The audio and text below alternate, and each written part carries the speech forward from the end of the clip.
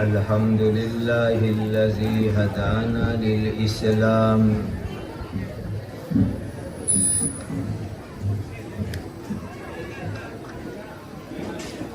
अशहदु अल्ला इलाहा इल्लल्लाह वहदहु ला शरीका लहु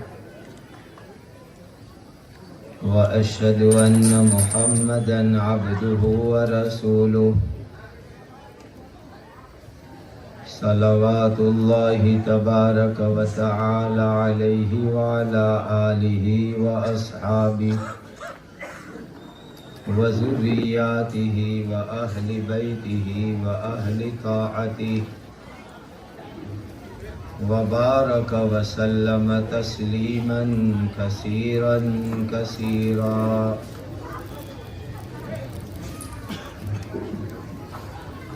अम्मा बादु फ़अऊज़ु बिल्लाहि मिनश शैतानिर रजीम। बिस्मिल्लाहिर रहमानिर रहीम।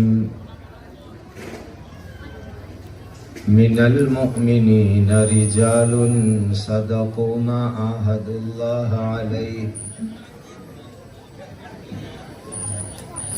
फमिनहुम मन क़दा नहबह वमिनहुम मन यंतज़िर वमा बद्दलू तब्दीला। सदक़ल्लाहु मौलानल अज़ीम।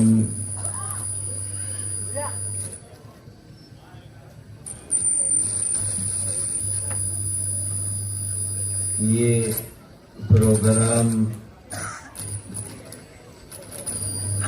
कोई जज्बाती तकरीर का जलसा और प्रोग्राम नहीं है।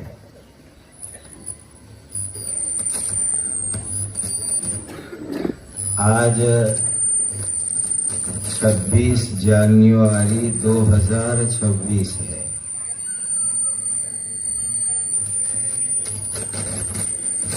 और ऐसा हमेशा नहीं होता है कि 26 जनवरी भी हो और 2026 भी हो। इसलिए ये प्रोग्राम एक ऐतिहासिक हिस्ट्रिकल यादगार प्रोग्राम है। दूसरी बात ये है कि हमें बहुत कुछ समझना है इस वक्त।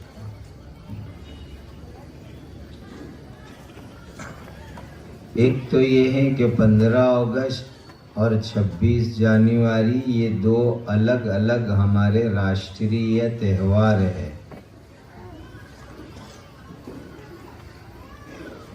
15 अगस्त को देश को आज़ादी मिली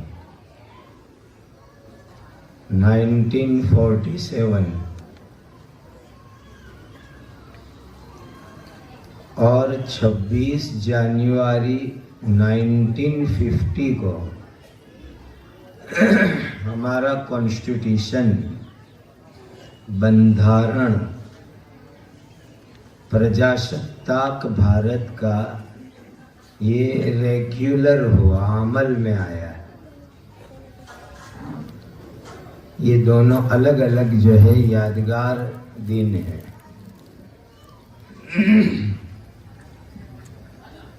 मेरी सीधी सादी पहचान आज के दिन की मुनासबत से मैं कर रहा हूँ। तो अल्हम्दुलिल्लाह बहुत खुशी है मुझे, अल्लाह का शुक्र अदा करता हूँ कि my father he was a freedom fighter of India.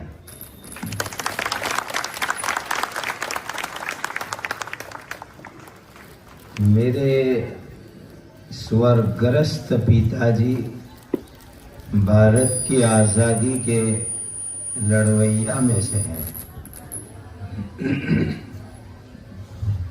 और आगे की एक बात कहूँ, बहुत ध्यान से सुनिए।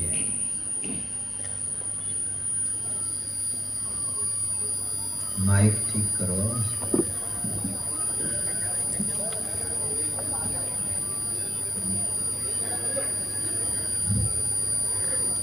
दूसरी इंपॉर्टेंट बात ध्यान से सुनिए।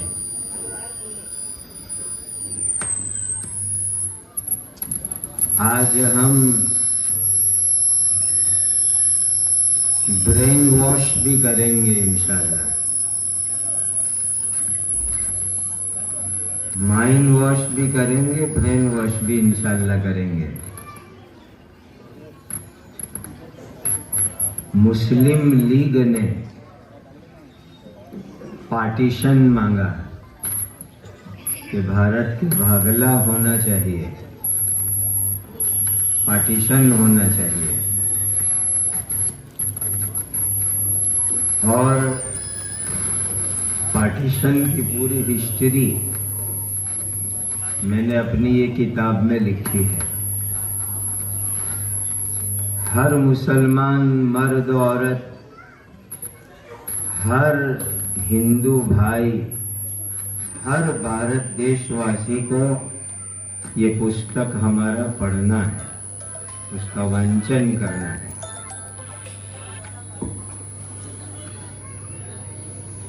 जब मुस्लिम लीग ने पार्टीशन मांगा कि भारत का पार्टीशन हो, अखंड भारत के टुकड़े हो, तो जिन लोगों ने विरोध किया था कि पार्टीशन नहीं होना चाहिए, अखंड भारत होना चाहिए, आज मैं बहुत गर्व और फख्र से कहता हूँ कि जिन लोगों ने भारत के पार्टीशन का, भागला का विरोध किया था, उन विरोध करने वाले में मेरे पिताजी भी शामिल थे।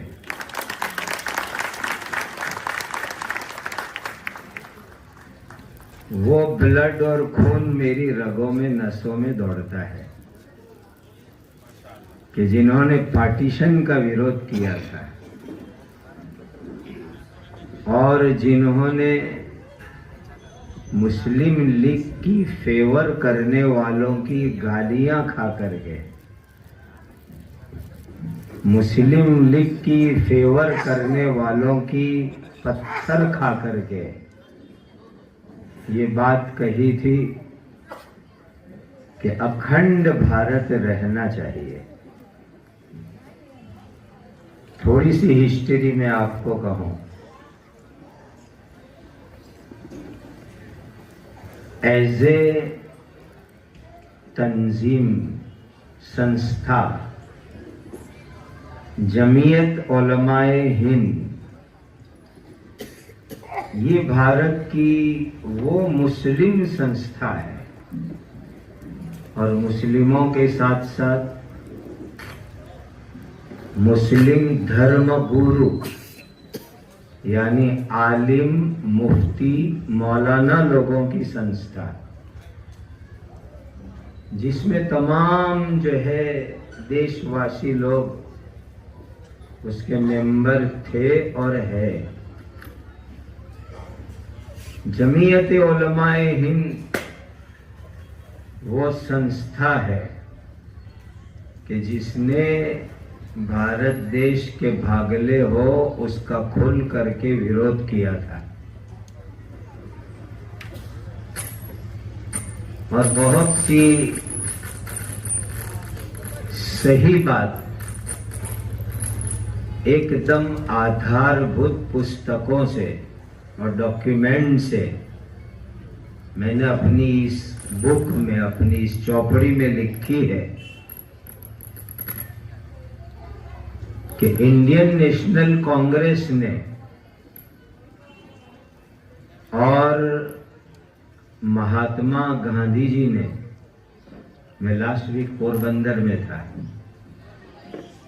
और सरदार वल्लभ भाई पटेल ने, पंडित जवाहरलाल जी नेहरू ने इंडियन नेशनल कांग्रेस की मीटिंग में भारत के भागले का आखिर में मंजूर करने का ठराव पास किया था।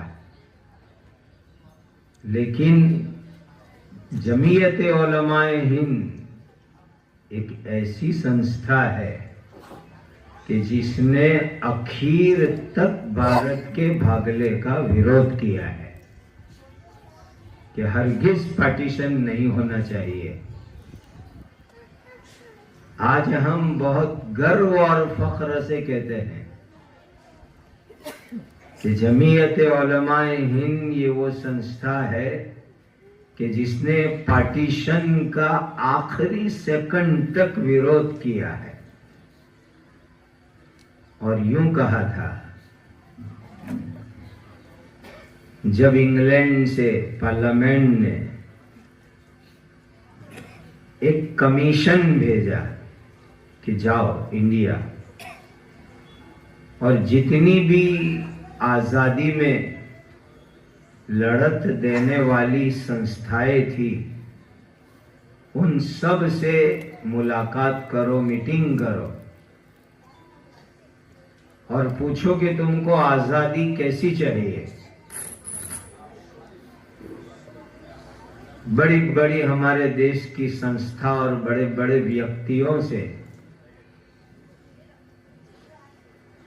ब्रिटिश कमीशन ने मुलाकात की। जब जमीयत उलमाए हिंद का कमीशन डेपुटेशन मिला तो उस वक्त जमीयत उलमाए हिंद के प्रेसिडेंट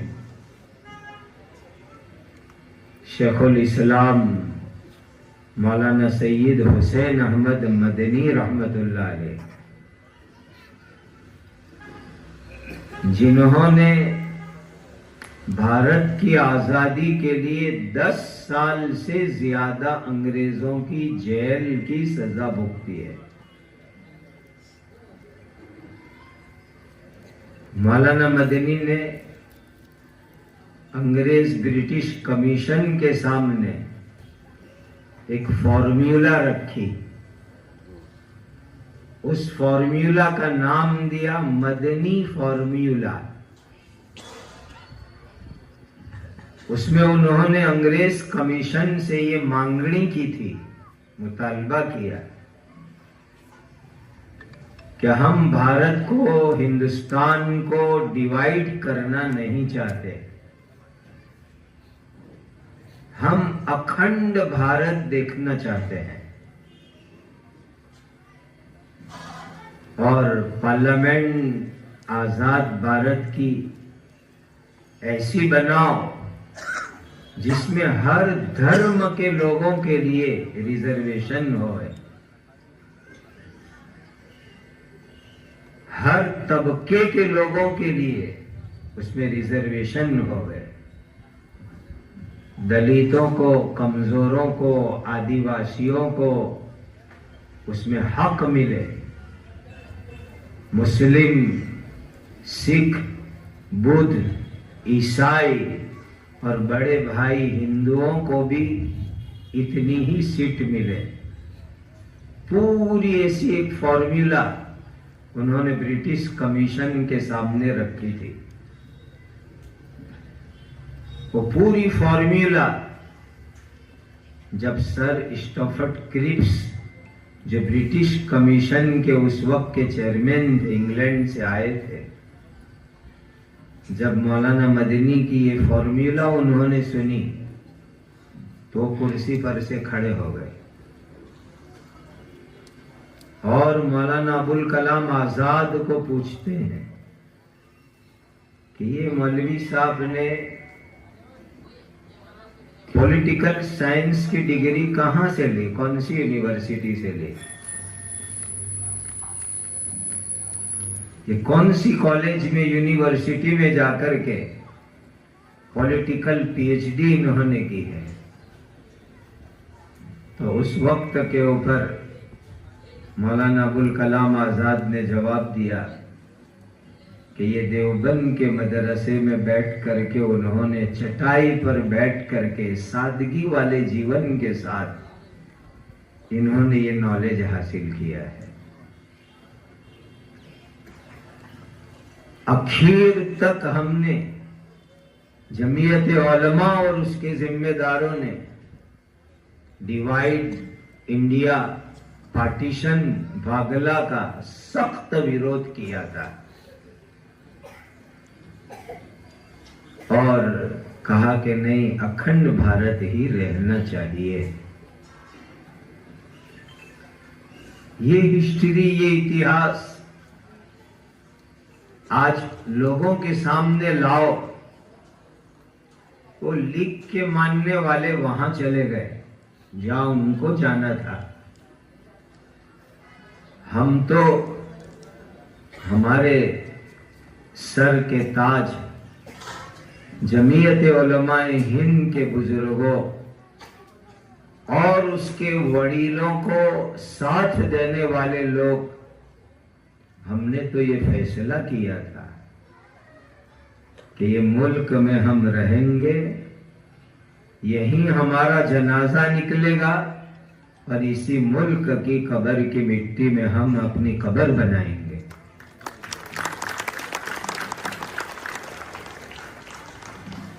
इस मुल्क की मिट्टी में हमारी कब्र बनेगी, ये हमने फैसला किया था और आज भी हमारा फैसला यही है। आज भी यही फैसला रखते हैं कि देश प्रेम, देश की वफादारी और देश के लिए जब जरूरत पड़े जान तो जान, माल और जिंदगी की कुर्बानी देने भी हम तैयार हैं।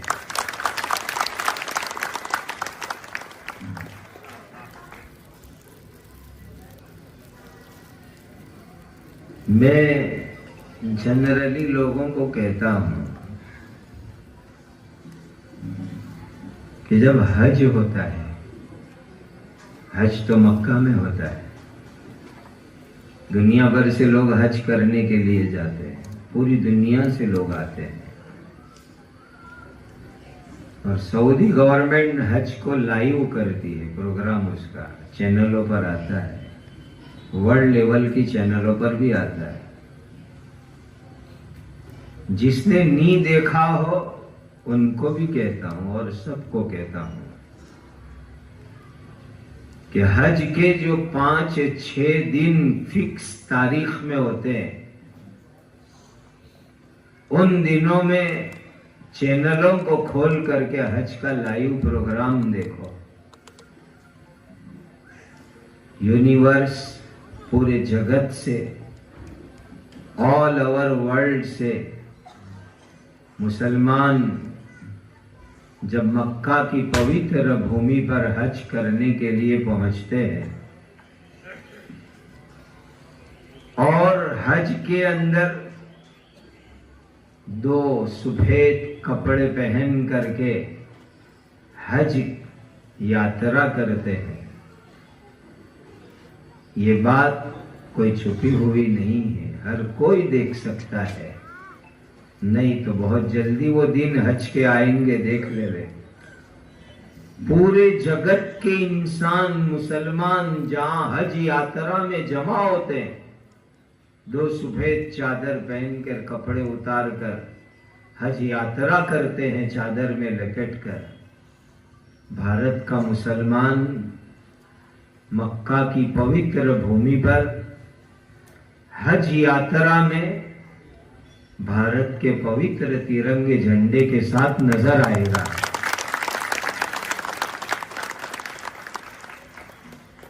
भारतीय मुस्लिम मक्का की पवित्र भूमि पर जाकर के भी भारत के तिरंगे झंडे की शान को ऊंची करता है और दुनिया को ये मैसेज देता है कि हम मुसलमान हैं, हम मुसलमान हैं, लेकिन हम भारतीय मुसलमान हैं,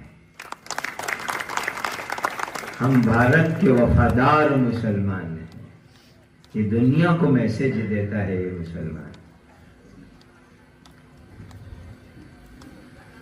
आजादी बहुत कुर्बानियों के बाद मिली है। आज जो हम तिरंगा लहरा रहे हैं, अपना हमारा कॉन्स्टिट्यूशन है, हमारा बंधारण है, हमारा देश आजाद है, लेकिन ये कुर्बानी ऐसे नहीं मिली।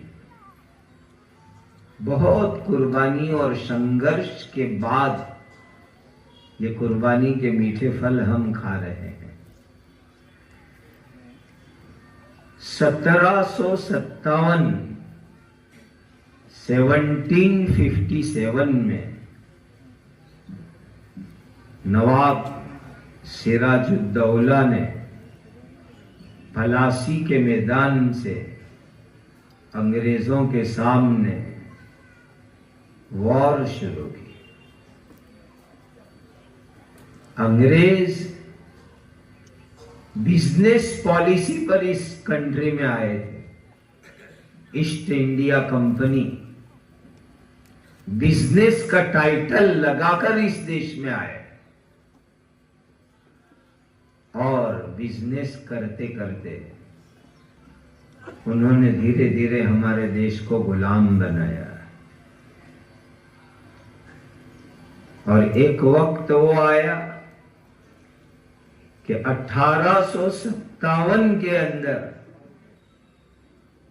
दिल्ली के लाल किले के ऊपर से हमारा तिरंगा झंडा उतार लिया गया। बहुत दुख का वो दिन था। और अंग्रेजों का झंडा यूनियन जैक वहां लाल किले के ऊपर लहरा दिया गया। पूरा भारत हमारा गुलामों की जंजीरों में जकड़ गया।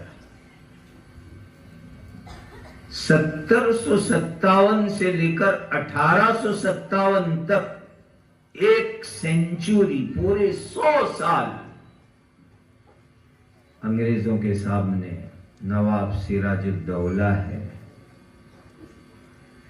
और दूसरे बहुत से राजाओं ने, नवाबों ने अंग्रेजों के सामने जान माल की कुर्बानियां दी। आप कुछ भी कहो, हम सुल्तान टीपू शहीद को नहीं भूल सकते। कुछ भी कहो।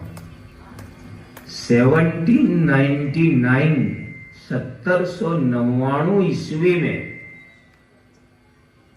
वाह, सुल्तान टीपू शहीद श्रीरंगापट्टनम के मैदान में अंग्रेजों के सामने लड़ते लड़ते शहीद हुए। कमाल है ना कि श्रीरंगापट्टनम में शहीद हुए सुल्तान टीपू शहीद। और जब तक सुल्तान टीपू जिंदा थे वहां तक अंग्रेजों की हिम्मत नहीं हुई कि वो बंगाल से दिल्ली की तरफ आगे बढ़े। मैसूर, बंगाल, ये पूरे इलाके के ऊपर सुल्तान टीपू शहीद की एक धाक थी। मैसूर की सल्तनत खुदादाद कहलाती थी, उसका नाम था, लक़ब था। सुल्तान टीपू शहीद ने उस वॉर में, उस जंग में सबसे पहले मिसाइल की टेक्नोलॉजी को यूज किया था। ये अंग्रेज इतिहासकारों ने लिखा है कि 1799 के अंदर सबसे पहले श्रीरंगापट्टनम के मैदान के अंदर सुल्तान टीपू शहीद ने अंग्रेजों के सामने मिसाइल टेक्नोलॉजी को यूज किया था। और आज हम बहुत फख्र से कहते हैं देश को एटम मिसाइल टेक्नोलॉजी भी डॉक्टर अब्दुल कलाम जैसे मुसलमान ने दी है।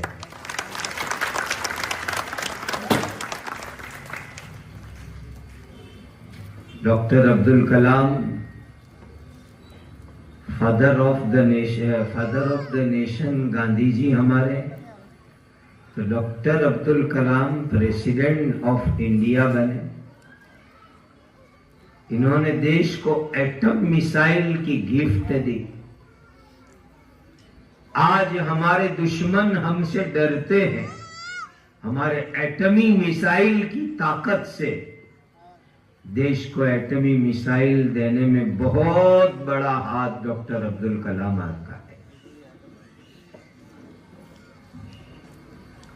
लेकिन एक दुख की बात भी कहूं, 1757 में पलासी का मैदान हो, 1799 में श्रीरंगापट्टनम की वॉर हो, नवाब सिराजुद्दौला हो या सुल्तान टीपू शहीद हो, कुछ गद्दारों ने उन लोगों को हरा दिया। अंग्रेजों ने नहीं हराया, गद्दारों ने हराया। ये गद्दार नमक हराम लोग हर समाज को, हर धर्म को, हर देश को बर्बाद करते हैं। ऐसे गद्दार और नमक हराम लोग समाज, धर्म, देश के लिए बड़े खतरनाक होते हैं। ये गद्दारी, नमक हरामी बहुत बुरी चीज है। मैं एक उदाहरण देता हूं, एग्जाम्पल दिया करता हूं समझने वालों के लिए। हमारे यहाँ झाड़ काटते हैं तो उसमें कुवाड़ा इस्तेमाल करते हैं, कुल्हाड़े के जरिए दरख्त काटते हैं। तो किसी ने बहुत अच्छा पॉइंट उसमें निकाला है, समझने की बात है। हम दुआ करते हैं कि अल्लाह गद्दारी से, नमक हरामी से हमें बचावे, गद्दारों से, नमक हरामों से बचावे। कुल्हाड़ा जो होता है उसमें दो चीज होती है, एक आगे स्टील का, लोखंड का काटने वाला होता है और पीछे उसके लकड़ी का हाथा होता है। एक आदमी ने बहुत अच्छी बोध कथा बनाई, बोध वार्ता बनाई कि एक दिन एक आदमी हाथ में वो आयन का, लोखंड का, कुल्हाड़े का आगे वाला हिस्सा लेकर हाथ में पकड़ के जंगल में जाता है और ये प्रोग्राम बना के जाता है कि मैं झाड़ काटूंगा। तो जंगल के झाड़ आपस के अंदर कमेंट करते हैं, बात करते हैं, कुछ नहीं हो सकता हमारा, कोई नुकसान हमारा नहीं हो सकता। और ऐसा ही हुआ। लेकिन दूसरे दिन वही आदमी जाता है तो वो लोखंड के कुवाड़े के साथ लकड़े का हाथा लगाकर जाता है। तो आज जंगल के झाड़ सभी आपस में कमेंट और बात करते हैं कि अब हमको कोई नहीं बचा सकता। कल अकेला लोखंड का कुवाड़ा आया था, आज हमारी कम्युनिटी का एक आदमी गद्दारी करके उसके साथ हो गया है। इसलिए कि लोखंड के कुहाड़े के साथ लकड़े का हाथा लगाना पड़ता है। तो जब वो लकड़े का हाथा लग गया तो जंगल के झाड़ कहने लगे, जब हमारा ही एक आदमी उनके साथ हो गया तो अब हमें कोई नहीं बचा सकता। और हकीकत भी यही है। ये गद्दार लोग, नमक हराम लोग हर समाज, हर धर्म, हर देश के लिए बड़े खतरनाक होते हैं। और याद रखो, ये दुनिया में भी खतरनाक है, कयामत के दिन भी बड़ी बुरी चीज है। उनको सजा होगी ऐसे लोगों को, अल्लाह के दरबार में भी ऐसे लोगों को सजा होगी, गद्दारी करने वालों को, नमक हराम लोगों को। ये दोनों हमारी वॉर पूरा मिलिट्री पावर है, लेकिन उसके बावजूद भी 1757, 1799 में हम अंग्रेजों के सामने हार गए गद्दारों की वजह से। 1857 में देश पूरा गुलाम बन गया, मुकम्मल गुलामी हो गई। उसके बाद पंडित मेवाराम जी गुप्ता ने हिस्ट्री जो लिखी है उस बुक के अंदर लिखते हैं कि 1857 के अंदर नाकाम होने के बाद बहुत जुल्म हुआ भारतवासियों पर। अंग्रेजों ने बहुत जुल्म किया। इतिहासकार पंडित मेवाराम जी गुप्ता लिखते हैं, हमने इस बुक में रेफरेंस लिखा है उसका, 5.5 लाख मुसलमानों को कत्ल किया गया 1857 में। 5.5 लाख मुसलमानों को और 55,000 मौलवियों को, आलिमों को, मुफ्तियों को अंग्रेजों ने फांसी पर लटकाया था। और दिल्ली से लेकर के मेरठ तक हर झाड़ पर, हर दरख्त के ऊपर फांसी का माचड़ा लटक रहा था और अंग्रेज लोग आलिमों को, मौलवियों को, मुफ्तियों को फांसी पर लटका रहे थे। ये सिर्फ 1857 की बात कर रहा हूं। 5.5 लाख जनरल मुसलमान और 55,000 आलिमों को कत्ल किया अंग्रेजों ने। उसके बाद खतरा ये था, ये अंग्रेज लोग देश को लूटने आए थे। ये तो सोने की चिड़िया थी, लोग सोने की चिड़िया कहते हैं, हमारा देश सोने का हाथी था। अंग्रेजों ने लूटा उसको, बहुत लूटा उसको। लेकिन इनका एक सेकंड पर्पस, दूसरा मकसद ये था कि पूरे हिंदुस्तान को ईसाई स्टेट बनाना चाहते थे, क्रिश्चियन स्टेट बनाना चाहते थे भारत को। 1857 के बाद देश को बचाने के लिए बहुत फिक्र हुई। 10 साल तक अल्लाह के सामने दुआएं की, इस्तिखारा किया। 1857 के एक मुजाहिद हजरत हाजी इमदादुल्लाह साहब मुहाजिर मक्की, जो मक्कतुल मुकर्रमा चले गए थे, हरम में काबा के सामने रो रो के अल्लाह की सजदा करते हैं। 10 साल की दुआएं, फिक्रे और मशवरे के बाद ये तय किया कि उत्तर प्रदेश में सहारनपुर डिस्ट्रिक्ट में देवबंद नाम के गांव में एक मदरसा बनाओ, एक दारुल उलूम बनाओ, एक यूनिवर्सिटी बनाओ।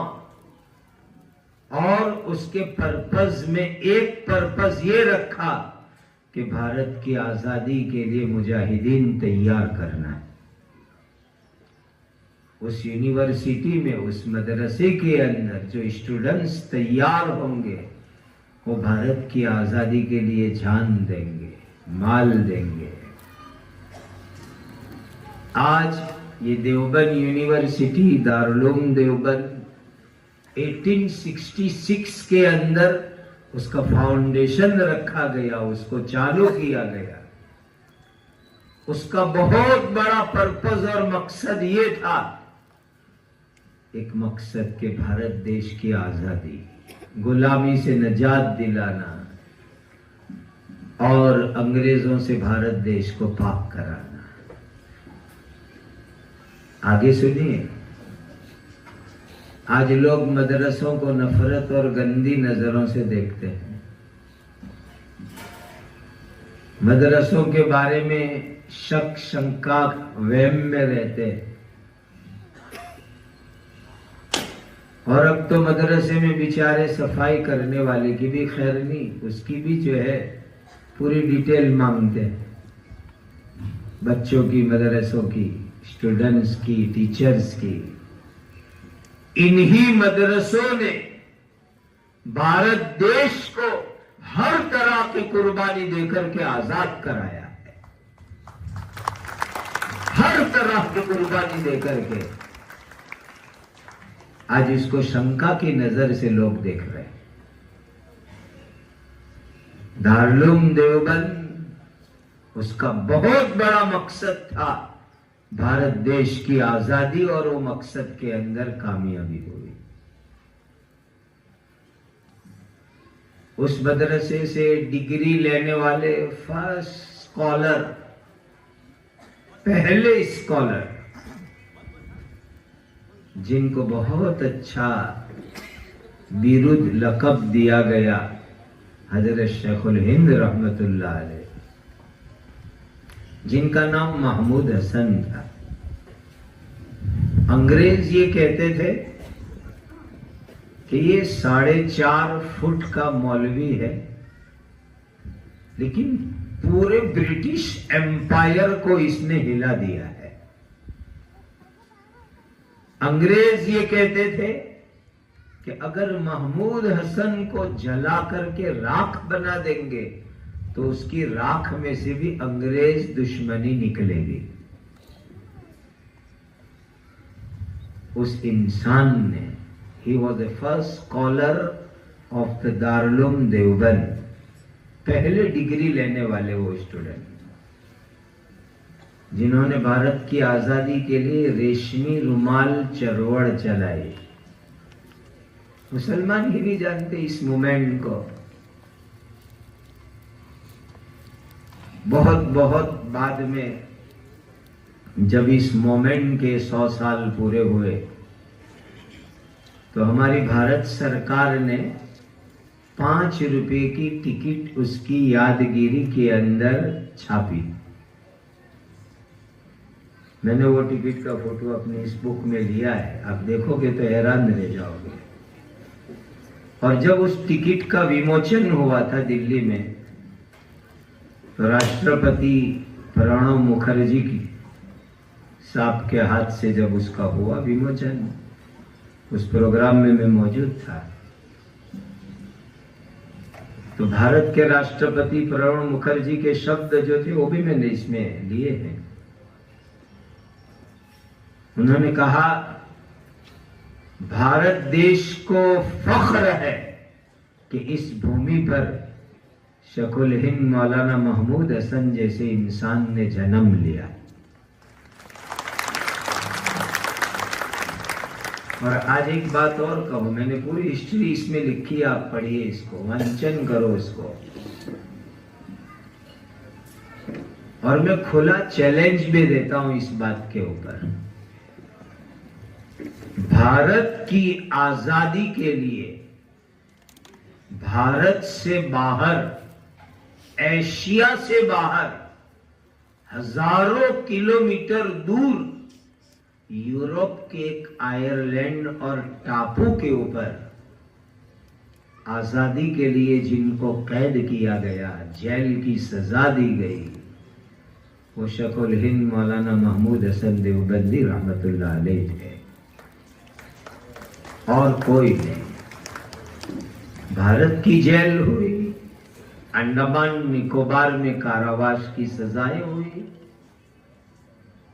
मैं इतिहास का विद्यार्थी हूं, सफर करता हूं, अंडमान भी मैं गया हूं आजादी की पूरी हिस्ट्री वहां स्टडी करने के लिए, कि हमारे कौन कौन से लोगों को या अंग्रेजों ने जेल में डाला और कैसी कैसी सजाएं दी। पूरी हिस्ट्री मेरे पास है। लेकिन भारत से हजारों किलोमीटर दूर माल्टा, जो यूरोप का एक आयरलैंड है, टापू है, वहां पर माल्टा की जेलों में भारत की आजादी के खातिर जिन 9-10 लोगों को जेल हुई, शेखुल हिंद मौलाना महमूद हसन देवबंदी, उनके साथी लोग, उनकी टीम और मौलाना सैयद हुसैन अहमद मदनी रहमतुल्लाह अलैह, इनको वहां जेल में डाला गया। अंग्रेजों ने यूरोप में ले जाकर उनको सजा दी। जब उस मोमेंट के 100 साल पूरे हुए तो 5 रुपए की टिकट छाप करके हमारी भारत सरकार ने उनकी यादगिरी पब्लिक के सामने रखी। मुसलमानों को जानना चाहिए इस हिस्ट्री को। और उनके स्टूडेंट शागिर्द हजरत शेखुल इस्लाम मौलाना सैयद हुसैन अहमद मदनी रहमतुल्लाह अलैह, पूरे देश में मुरादाबाद की जेल, यूरोप की माल्टा की जेल, हमारे गुजरात की साबरमती जेल में भी अंग्रेजों ने मौलाना मदनी को कैद किया था। साबरमती जेल में भी हजरत मदनी रहमतुल्लाह अलैह को कैद किया गया था। उनके ऊपर भी भारत सरकार ने 5 रुपए की पोस्टल टिकट छापी, उनके बलिदान को याद किया। आप हैरत में रहोगे कि 1857 से लेकर 1947 तक, 1947 तक हर मैदान में जान माल की कुर्बानी दी। वाह, बहुत बात बात में ही सही अब समझ में आ रहा है। आजकल हम बहुत बड़े बड़े बोर्ड पढ़ रहे हैं, स्वदेशी अपनाओ। ये स्वदेशी अपनाओ, ये आजादी की वॉर और आजादी की लड़ाई के जमाने में हजरत शेखुल हिंद मौलाना महमूद हसन देवबंदी ने भारतवासियों को ये विचार दिया था। हमने प्रूफ किया है, इसमें प्रूफ किया है कि स्वदेशी अपनाओ, ये बात देने वाले हजरत शेखुल हिंद मौलाना महमूद हसन देवबंदी और हजरत शेखुल इस्लाम मौलाना सैयद हुसैन अहमद मदनी रहमतुल्लाह अलैह थे। इन्होंने देश को उस जमाने में अंग्रेजों की इकोनॉमी को कमजोर करने के लिए, अंग्रेजों की इकोनॉमी को तोड़ने के लिए ये मूवमेंट चलाई थी, स्वदेशी अपनाओ। और खुद ये लोग रेटिए के ऊपर कपड़े जो तैयार होते थे खादी के, वो पहनते थे और वो कपड़े पहन करके उन्होंने जिंदगी गुजारी है। महात्मा गांधी जी तो बहुत बाद में आए, वो तो अफ्रीका के अंदर थे और वहां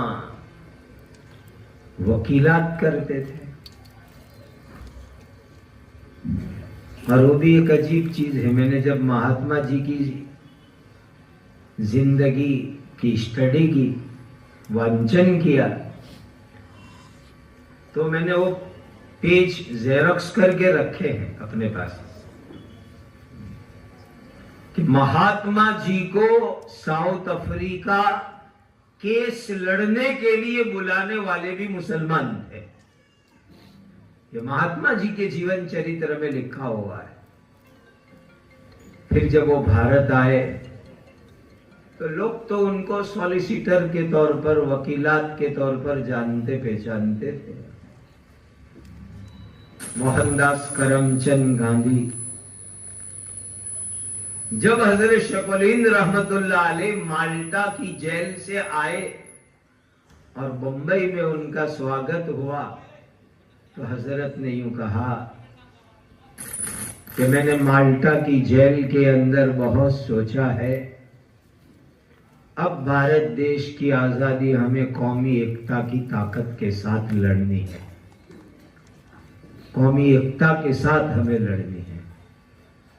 फिर हजरत ने फरमाया कि वो जो एक वकील है नौजवान मोहनदास करमचंद का, उसको हम लीडर बनाते हैं और उनको हम आगे करते हैं।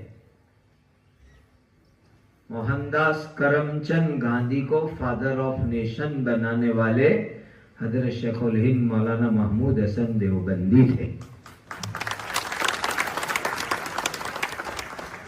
महात्मा का लक़ब किसने दिया है? किसी के पास कोई प्रूफ? हमारे पास प्रूफ है इसका। मिस्टर मोहनदास करमचंद गांधी को महात्मा का लक़ब देने वाले हजरत मौलाना अब्दुल बारी फिरंगी महल्ली रहमतुल्लाह अलैह थे। कोई भी बात ऐसी नहीं, हर चीज का प्रूफ मेरे पास है कि महात्मा का लक़ब मिस्टर मोहनदास करमचंद गांधी को मौलाना अब्दुल बारी फिरंगी ने दिया है। वांचन करो इतिहास का।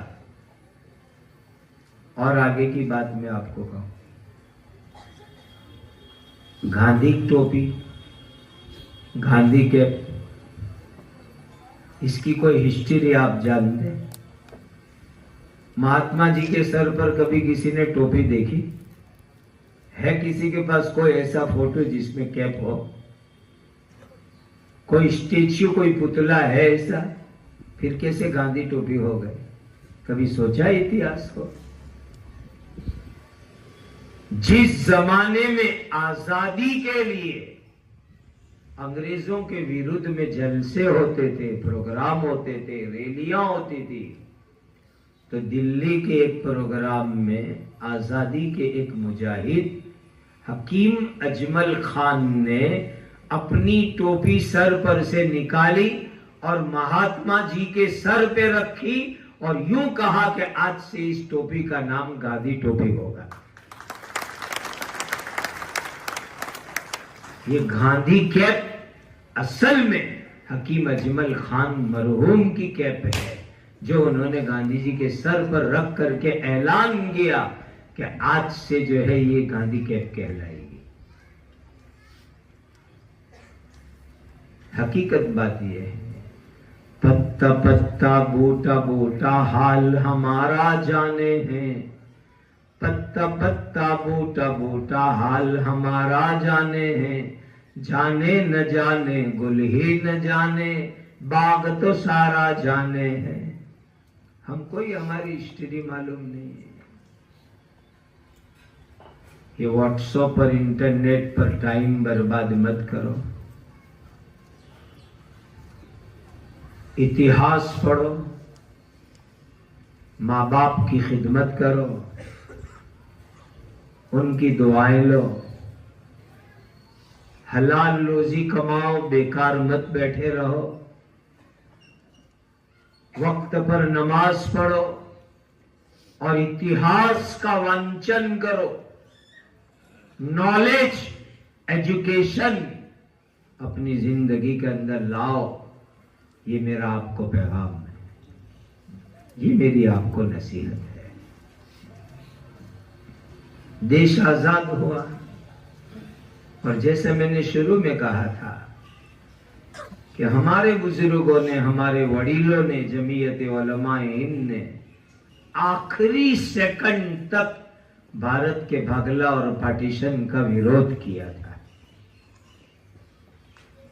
और आजादी के बाद जब हमारा कॉन्स्टिट्यूशन बनाने के लिए असेंबली बनी है, कमेटी की रचना हुई है, तो एक बहुत खूबसूरत बंधारण, कॉन्स्टिट्यूशन हमारे देश को मिला है।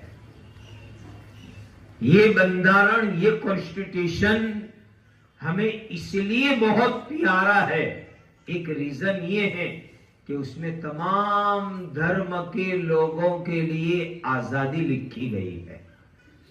हर धर्म वाले, हमारे कॉन्स्टिट्यूशन की आर्टिकल नंबर 1 से लेकर आर्टिकल 30 तक उसका रिसर्च करो, वांचन करो। हर धर्म के लोगों के लिए, हर मजहब के लोगों के लिए उसमें आजादी, राइट्स, हक उसके अंदर लिखे गए। इसलिए मैं हमारे सोनगढ़ के मुसलमान भाइयों को हिंदू भाइयों को, हर धर्म के लोगों को, बहनों को बहुत बहुत दिल से मुबारकबाद देता हूं कि देश के बंधारण के अमल में आने का आज यादगार दिन 26 जनवरी 2026 को आपने इतना अच्छा खूबसूरत प्रोग्राम किया। इतना खूबसूरत हमारा कॉन्स्टिट्यूशन, हमारा बंधारण इस देश में सलामत रहे और कॉन्स्टिट्यूशन और बंधारण के मुताबिक हमारा देश प्रगति करता रहे, तरक्की करता रहे। मैं हमेशा ये कहा करता हूं, आजादी कौमी एकता के साथ हमने ली है। कौमी एकता, यूनिटी, ये हमारी ताकत थी। जिस कौमी एकता की ताकत से हमने अंग्रेजों को भगाया था, देश की प्रगति और तरक्की के लिए, देश के डेवलपमेंट के लिए आज वही कौमी एकता की जरूरत है। कौमी एकता ये हमारे देश की पहचान है। ये सलामत रहे। हमारा कॉन्स्टिट्यूशन, बंधारण, उसके आर्टिकल्स, उसमें जितनी कलम दफात है, उसके मुताबिक देश में हर एक को प्रगति करने का चांस दिया जाए तो इकबाल का ख्वाब पूरा होगा। सारे जहां से अच्छा हिंदुस्तान हमारा, सारे जहां से अच्छा हिंदुस्तान हमारा, हम बुलबुले हैं उसकी वो गुलसिता हमारा। अल्लाह खूब मुबारक फरमाए, देश को सलामत रखे, हर धर्म के लोगों को सलामत रखे। ये 1757 से पहले, फिर 1757 के बाद, फिर 1947 तक बहुत सारी डिटेल है। हमने बहुत सी हाइलाइट्स हमारी इस बुक में लिखी है। हर मुसलमान, हर देश प्रेमी, हर देशवासी को इसका वांचन करना चाहिए ताकि ट्रू हिस्ट्री, सही इतिहास हमारे सामने आए और हम अपने देश को आगे बढ़ाने के लिए कोशिशें करें। कितने न्यूज़ में जो मेरी एक बात न्यूज़ वालों ने ली, मैंने वो न्यूज़ की पेपर कटिंग भी इस बुक के आखिर में लिखी है। मैंने कहा एक मौके पर कि ओनली 15 ईयर, 15 साल हमारे देश में ऐसे दे दो, ओनली 15 ईयर, 15 साल हमारे देश में ऐसे दे दो कि एक भी क्रिमिनल राइट्स न होए, कौमी फसाद न होए, हर धर्म के लोगों को आगे बढ़ने का कॉन्स्टिट्यूशन ने जो राइट्स दिए, हक दिए, वो दो, तो 16वां साल ये होगा कि हमारा भारत दुनिया की महासत्ता होगी।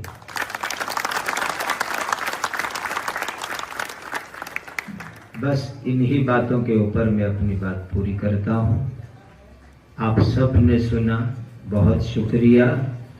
अल्लाह ताला आज के प्रोग्राम के लिए मेहनत करने वालों को भी कबूल फरमाए। आमीन। वाखिरु दावाना अल्हम्दुलिल्लाहि रब्बिल आलमीन। एक शेर जरूर सुनाऊंगा बात पूरी करते करते, जरा ध्यान से सुनिए, बहुत ध्यान से सुनने के लायक एक शेर है। एक नाम आपने सुना होगा, मौलाना मोहम्मद अली जौहर का। भारत की आजादी के वो बहुत बड़े सिपाही है। जानते हो मौलाना जौहर कौन है? बात से बात निकलेगी, लंबी हो जाएगी। गोल मेज परिषद के लिए, जिसको गुजराती चौपड़ियों में लिखा है गोल मेजी परिषद, गोल मेज कॉन्फ्रेंस, गोल मेजी परिषद के लिए भारत देश की तरफ से वो इंग्लैंड गए थे, लंदन गए थे बात करने के लिए डेपुटेशन में। तो इंतकाल हो गया उनका। आखिरी वक्त में लोगों ने पूछा, आपकी आरज़ू क्या है, क्या तमन्ना है? तो मौलाना जौहर ने क्या कहा था? गुलाम हिंदुस्तान में, गुलाम भारत में जाना तो क्या, गुलाम भारत में कब्र बनाना भी पसंद नहीं करूंगा।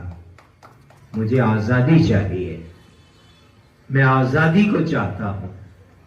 और फिर मौलाना जौहर ने कहा था, बड़े ध्यान से सुनिए, मैं अव्वल मुसलमान हूं, बाद में मुसलमान हूं, आखिर में मुसलमान हूं, और कुछ नहीं सिर्फ मुसलमान हूं।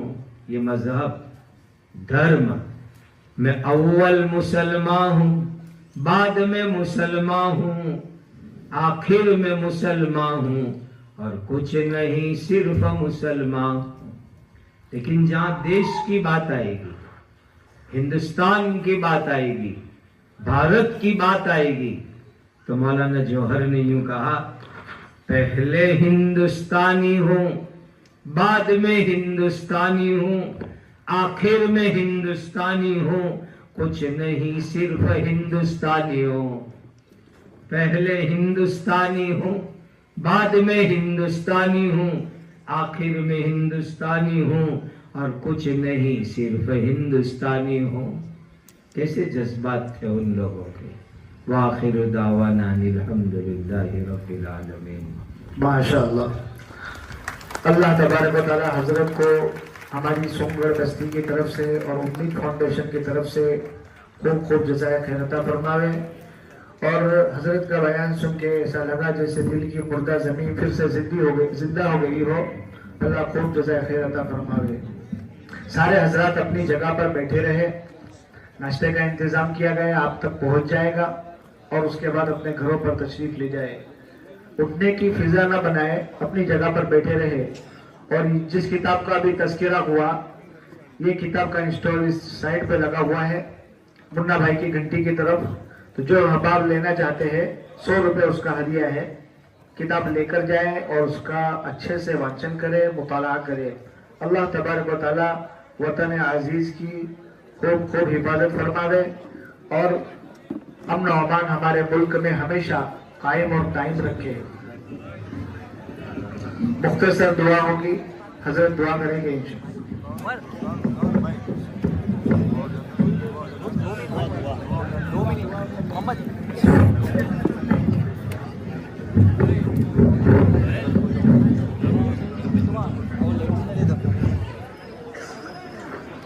अरे तो सिर्फ 2 मिनट रुक जा, उधर चला जा, उधर चला जा, अभी 2 मिनट। સૌને નમસ્કાર। આજ રોજ 26મી જાન્યુઆરી નિમિત્તે ઉમ્મીદ ફાઉન્ડેશન દ્વારા જે સ્વતંત્ર દિવસની ઉજવણીના ભાગરૂપે આજે પ્રોગ્રામ રાખ્યો છે, એની અંદર હું એઝ એ કોર્પોરેટર છું અહીંયા સાહેબ, અને હું ખરેખર અહીંયા 2 દિવસથી મુસ્લિમ બરાદરો સાથે ખભેથી ખભે મિલાવીને અહીંયા ઊભો છું।